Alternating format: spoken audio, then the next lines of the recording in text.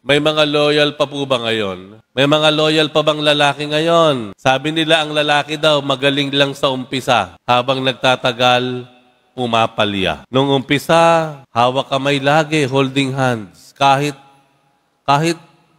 nagpapawis ang mga kamay, kahit pasmado, holding hands pa rin. Nung bandang huli, siko na lang ang hawak. Nung bandang sumunod, magkahiwalay na. Magkasabay kayo dati, ngayon iniiwan ka na ng asawa mo. Nandoon ka sa likod. Di ba? Dati, nagsasabi kung saan pupunta pagkatapos ng trabaho. Ngayon, gabi na dumating, wala pang sinasabi. Naghihintay ka ng paliwanag.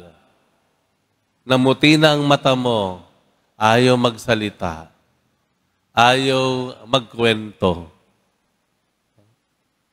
Ano ba ang loyalty? Katapatan. Sabi ng Panginoon sa Ebanghelyo, ang sino man na magiging tapat hanggang huli, ang siyang maliligtas. Hanggang huli. Ibig sabihin po, ang katapatan ay pagsagot ng oo sa Diyos, oo sa Kanyang salita, oo sa Kanyang habilin ng paulit-ulit, ulit,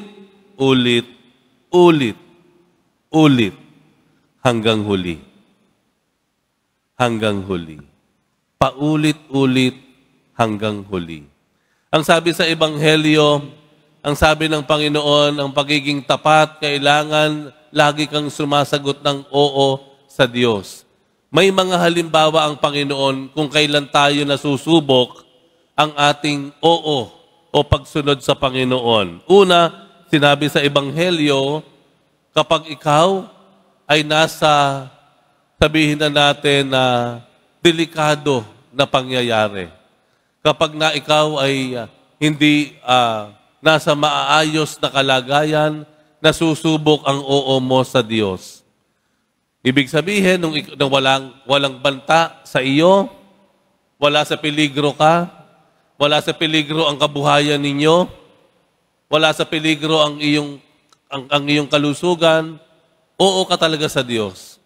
Pero nung nalagay na sa peligro ang kanyang kabuhayan, nalagay na sa peligro ang inyong pangalan, doon na nahihirapan tayong umoo sa Diyos. Ang sabi pa nga doon sa Ebanghelyo, kailangan daw tayo maging tapat, kagaya ng kalapati.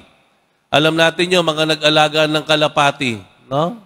Yung daw, na kahit ito ay lumipad mula sa kanilang kulungan, sa inyong tahanan, iikot-ikot yan sa ulap, mawawala pa sa paningin mo yan, pero uuwi at uuwi yan.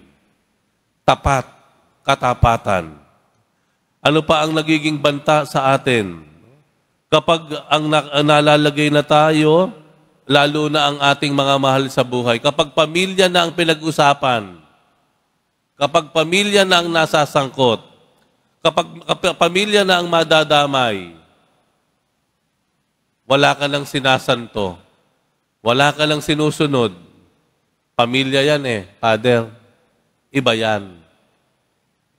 Pag pamilya na, kaya mong manakit, kaya mong manloko, kaya mong magsinungaling, kaya mong mandaya, kaya mong magnakaw, at sa bandang huli, mas nakakalungkot, kaya mo pang pumatay ng tao para sa pamilya mo. Wow! Wow!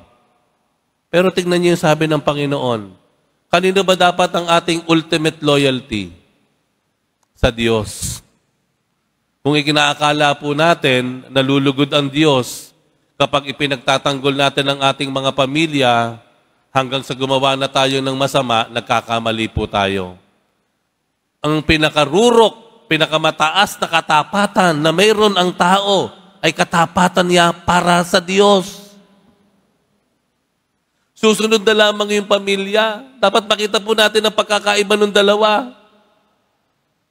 Kahit ika nga ang nakasalalay ay ang pamilya mo, kahit ang nakabingit sa peligro ay pamilya mo, hindi ka pa rin gagawa ng masama. Hindi mo pa rin tatalikurin ng Diyos, hindi mo babaliwalain ang kanyang salita. Bakit? Dahil ang dapat nating pinakamataas, rurok ng katapatan, ay katapatan natin patungkol sa Diyos. Amen? Maliwanag po yun. Maliwanag dapat yun sa atin. Yun yung sinasabi sa Ebanghelyo. Our ultimate loyalty belongs to God. Huwag kayong mag-alala. Dahil ang katapatan naman ng Diyos sa atin, lampas-lampas pa sa pinakamatindi, malalim, pinakamataas na katapatan na pwede nating ibigay sa Diyos. God will never be out in loyalty. God will never be outdone in love and generosity. Lalampas-lampasan pa ng Diyos kung ano yung pinakamatinding pagmamahal, dedikasyon, debosyon, at katapatan na pwede nating ibigay sa Kanya. Ibabalik niya ang lahat sa atin. Unahin lang daw natin ang Kanyang karunungan, ang Kanyang kaparaanan, at ang lahat ay ibabalik sa atin. Ang ating katapatan sa Diyos ay hindi lamang isang oo, hindi lamang dalawa, kung hindi pa ulit na oo sa Kanya, lalong-lalo na sa mga panahon na mahirap, sa mga sandali na ikaw ay sinusubok, sa mga sandali na ikaw ay nahihirapan. Sa misang ito, sana sabihin natin, Lord, hindi lamang sa loob ng simbahan ako sa iyo umuoo, lalo't higit pag ako ay lumabas sa simbahang ito. Hindi lang kapag araw ng Biyernes na ang aking debosyon sa iyo ay paulit-ulit kong ginagawa. Kung hindi kahit sa ibang araw ng buong linggo, ako'y magiging tapat sa iyo, ako ay laging sasagot sa iyo ng oo, ng paulit, ulit,